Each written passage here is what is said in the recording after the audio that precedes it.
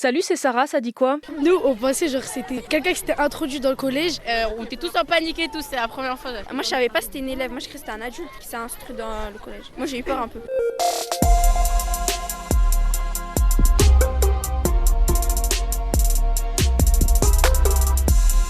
Ça s'est passé hier à Rennes. Une élève de 12 ans a menacé sa professeure d'anglais avec un couteau après avoir fait référence à l'attentat d'Arras en octobre dernier où un professeur a été tué. Hier, personne n'a été blessé. L'enseignante s'est réfugiée dans une autre classe et l'adolescente a été maîtrisée dans les couloirs par le personnel de l'établissement avant d'être arrêtée. Elle a été placée en retenue judiciaire. C'est l'équivalent de la garde à vue, mais pour les mineurs de moins de 13 ans. Depuis hier soir, elle est hospitalisée car selon les expertises psychiatriques, elle est dangereuse pour elle-même. Une enquête est en cours, visiblement pas de motif terroriste. Je laisse mon collègue Simon Soubieux t'expliquer. L'enfant de 12 ans a certes déclaré à sa professeure vouloir faire pareil qu'à Arras, mais en l'état, c'est la seule chose qui pouvait ramener ces menaces à une idéologie terroriste. Cette enfant de 12 ans est athée. En janvier dernier, elle était déjà venue au collège avec un couteau. Elle avait d'ailleurs été renvoyée de ce collège l'année dernière. Désormais, les investigations vont se poursuivre pour comprendre ce qui l'a poussée à menacer sa professeure. Et de son côté, un syndicat de professeurs estime que cet élève aurait dû être suivi avant et qu'on manque d'infirmières scolaires. On te tiendra bien sûr au courant de la suite dans Ça dit quoi.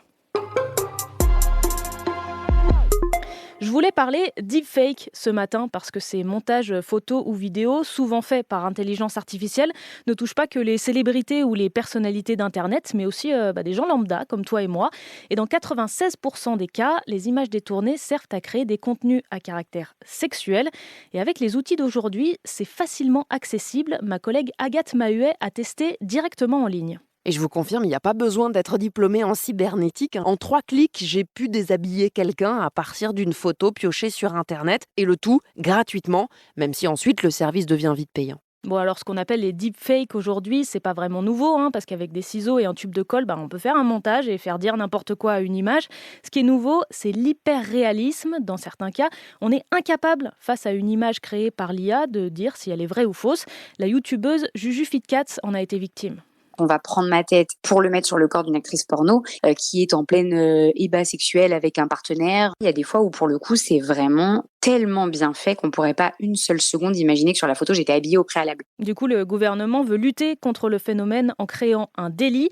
La diffusion de ces contenus truqués, ce sera 2 ans d'emprisonnement et jusqu'à 60 000 € d'amende. Selon le ministre Jean-Noël Barrot, une loi est en discussion en ce moment au Parlement. Lutter contre les faux contenus, que ce soit des images ou des infos d'ailleurs, c'était la condition pour que Threads soit autorisé en Europe. La nouvelle appli de Meta arrive aujourd'hui chez nous, après être sortie cet été aux États-Unis.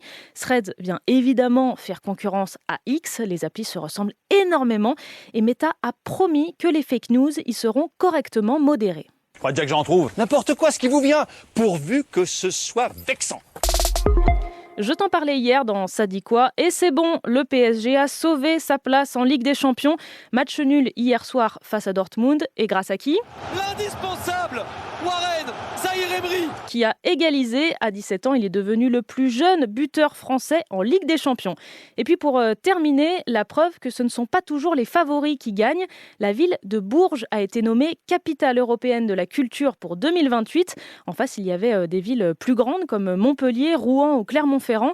Lucie fait partie de l'équipe qui a monté le projet. Moi j'ai grandi dans le Berry, je veux que maintenant les jeunes ils se disent on n'est pas de la diagonale du vide, on a été capitale européenne de la culture, on a plein de choses à voir à Bourges. Et c'est un peu l'idée de ce titre de capitale européenne de la culture, changer les avis qu'on peut avoir et qui sont souvent des préjugés, et puis attirer du monde, puisque des événements culturels seront prévus toute l'année. D'ailleurs, si tu as envie de voyager, 2 autres villes ont reçu ce label pour 2028, České Budějovice en République tchèque et Skopje en Macédoine du Nord. L'occasion de découvrir des choses. Moi, par exemple, ce matin, en faisant mes recherches pour l'épisode, je suis tombée sur ce rappeur qui vient de Bourges. Il s'appelle Joey Redzi. Le chaleur me donne des frissons. Ils m'ont dit à demi-son, mais j'ai pris ma décision. Je te laisse écouter. C'était Sarah de France Info. Allez, ciao.